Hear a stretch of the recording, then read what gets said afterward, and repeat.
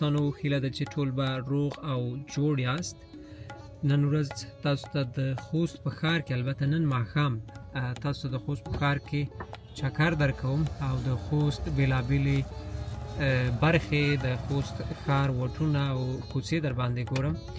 او دا ویډیو خاص کر هغو مسافرو ته چې له هېواده بهر دی او غواړي د خوست لیدل وکړي یا د خوست نندارې وکړي، هغوی ته یوه ډالۍ ده. راځئ چې په ګډه دا ویډیو وګورو.